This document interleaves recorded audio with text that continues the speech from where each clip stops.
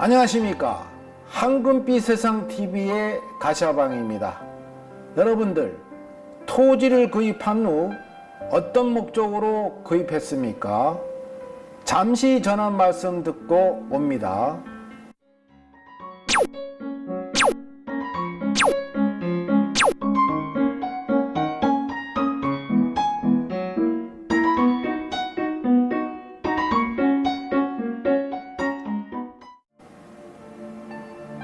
대부분은 건축하기 위해서 구입하는데요.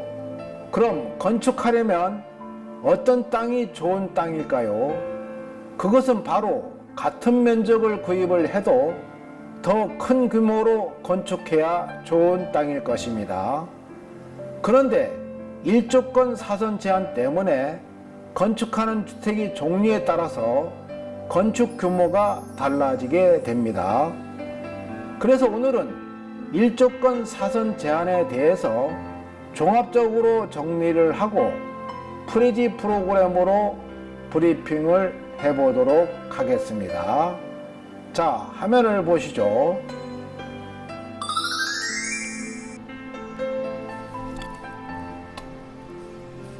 일조권 사선 제한이란 어느 정도 띄워서 건축해야 할까? 사례별 건축 제한, 건축 제한의 정리 순으로 정리를 해보도록 하겠습니다. 그러면 일조권 사선 제한에 대해서 살펴볼 건데요. 일조권 사선 제한이란 주택가를 가다 보면 아래같이 1층은 주차장, 5층 건물을 많이 보실 건데요. 이런 주택을 다세대 주택이라고 하는데요. 그래서 건축법에는 주거지역에 다세대 주택을 건축할 때는 건물이 똑바로 올라가지 못하고 깎여서 올라가는 것을 보신 적이 있을 것입니다. 왜 꺾여서 올라갈까요? 그 이유는 일조권 사선 제한 때문입니다.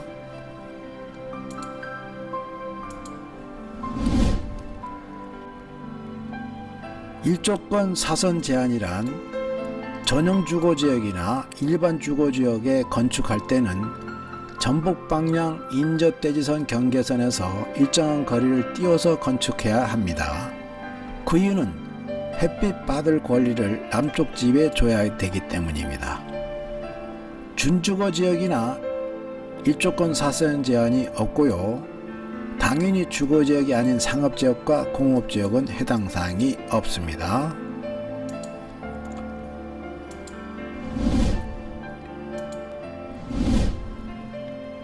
다음은 어느 정도 띄워서 건축해야 할 건데요. 높이가 9m 이하일 때는 인접대지 경계선으로부터 1.5m 이상 띄워야 되고요. 9m 이상일 때는 인접대지 경계선으로부터 해당 건축물의 높이의 2분의 1 이상을 띄워야 됩니다.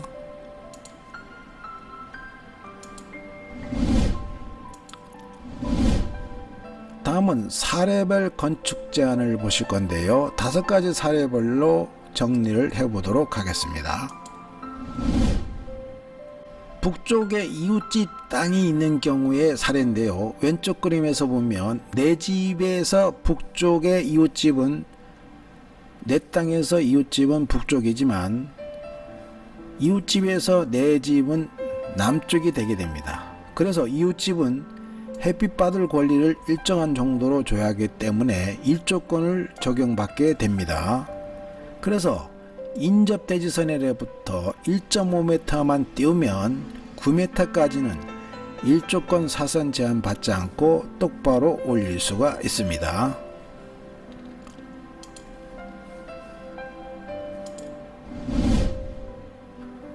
다음 사례인데요. 북쪽에 이웃집 땅이 있는 경우인데요. 그런데 다세대 주택은 지하층을 빼고 4층까지만 건축이 가능하기 때문에 인접대지 경계선으로부터 기준으로 해서 4층은 높이의 2분의 1인 6m를 띄워야 하고요. 보시는 바와 같이 6m를 띄워야 되고요. 5층은 높이 15m인 7.5m를 띄워서 건축을 해야 되게 됩니다.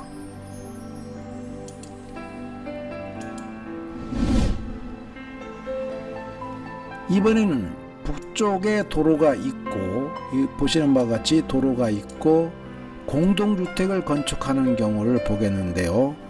공동주택에는 인접대지 경계선이 아니고 도로 중심선을 후퇴해서 건축을 해야 됩니다. 그래서 4층은 도로 중심선 3m에다가 1.5m를 띄워서 4.5m가 되었고 4층은 12m에 6m를 띄워야 되기 때문에 1.5m만 보시는 바와 같이 띄워서 건축하면 되고요. 5층은 도로 중심선이 3m 그리고 1.5m를 띄웠기 때문에 4.5m가 되고 5층은 15m의 2분의 1인 7.5m를 띄어야 하기 때문에 보시는 바와 같이 3m를 띄어서 건축해야 됩니다.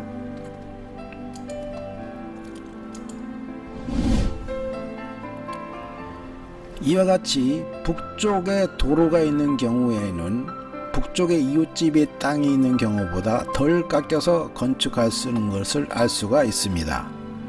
도로가 있는 경우를 보시면 4층에는 1.5m만 띄우면 되지만 이웃집이 땅이 있는 경우에는 4.5m를 떨어져서 건축을 해야 됩니다. 이와 같이 같은 토지에서 건축할 때 이치에 따라서 사업성이 차이가 나는 것입니다.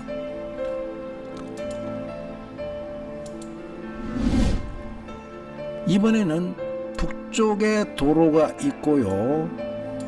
단독주택을 건축할 경우에는 건축법에서는 도로 끝을 기준하기 때문에 4층은 12m 2분의 1인 6m를 띄워야 되는데 이미 6m 플러스 1.5, 7.5m를 띄운 상태이므로 일조권 사선 제한 없이 똑바로 건축이 가능하고요. 5층은 15m의 2분의 1인 7.5m를 띄워야 되기 때문에 이미 6m 플러스 1.5m를 해서 7.5m를 띄운 상태이기 때문에 일조권 사선 제한 없이 똑바로 건축이 가능합니다. 이와 같이 북쪽에 도로가 있어도 공동주택이냐 단독주택이냐에 따라서 건축선 기준선이 다르게 됩니다.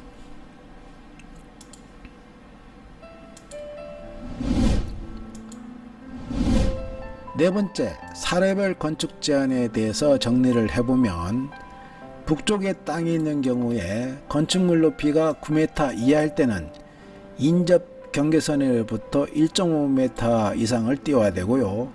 9m 이상일 때는 건축물 높이의 2분의 1m 이상 띄워야 됩니다. 북쪽에 도로가 있는 경우에 공동주택인 경우에는 도로 중심선을 기준하게 됩니다. 9m 이상일 때도 같고요. 북쪽에 도로가 있는 경우에 단독주택, 다가구, 다중, 근생, 오피스텔인 경우에는 도로 끝을 기준으로 하게 됩니다. 건물 높이가 9m 이상일 때도 마찬가지고요. 이와 같이 건물은 내가 깎이지 않고 연면적이 많아지면 많아질수록 건축물을 임대했을 때 수익도 더 많이 나오고 분양했을 때 당연히 매출도 증가하게 됩니다. 이렇게 일조권 사선 제한에 따라서 사업성이 크게 영향을 받습니다.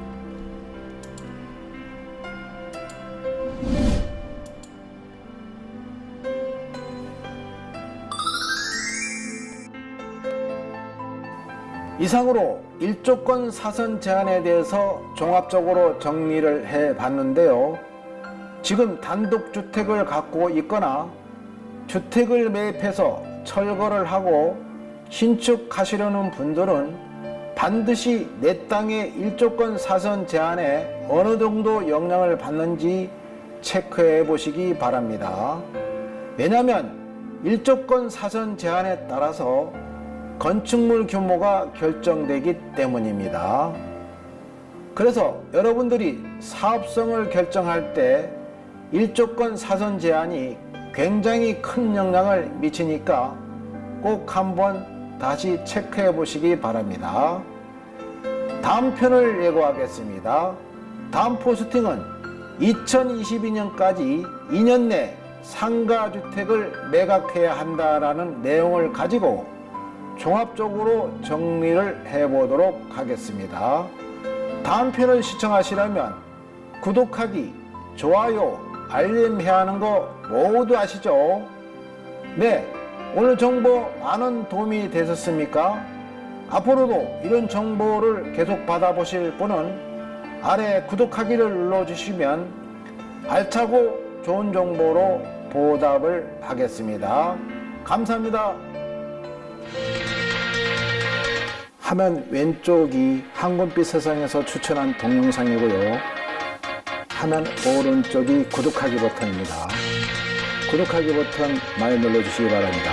감사합니다.